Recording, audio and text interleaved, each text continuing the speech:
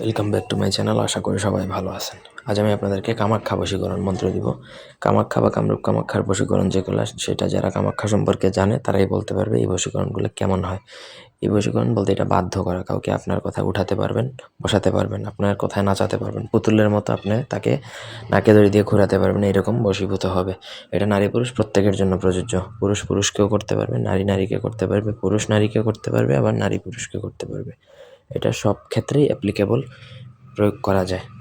তো এটার জন্য আপনাকে সঠিকভাবে প্রয়োগ করতে পারেন যদি, তাহলে আপনার 100% কাজ হবে। ব্যক্তিগত যে কোনো প্রয়োজন বা যে কোনো কাজের জন্য স্ক্রিনে দেওয়া নাম্বারে সরাসরি ফোনে, হোয়াটসঅ্যাপে কিংবা ইমোতে যোগাযোগ করে যে কোনো কাজ করাতে পারবেন আমাদেরকে দিয়ে, দেশে কিংবা দেশের বাইরে থেকে।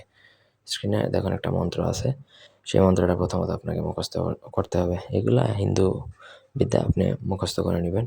যদি বুঝতে অসুবিধা হয় কমেন্ট করে জানাবেন, আমি লিখে দিব বা ডেসক্রিপশন বক্সে আমি লিখে দেওয়ার ট্রাই করব।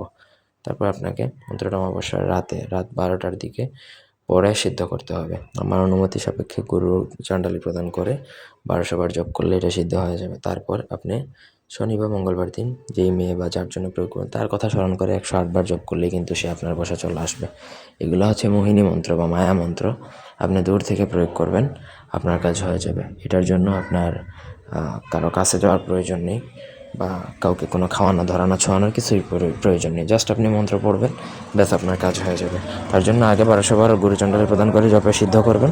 তারপর আপনাকে 108 বার যার নাম মনে করে আপনি জপ করবেন, সেই কিন্তু আপনার কন্ট্রোলে চলে আসবে বা আপনার বসে চলে আসবে। তাকে দিয়ে আপনি ভালো মন্দ সব কাজই করাতে পারবেন, বিয়ে করতে পারবেন, অফিসের বস কলিগ থেকে শুরু করে প্রত্যেকের উপর এটা অ্যাপ্লাই করা যায়।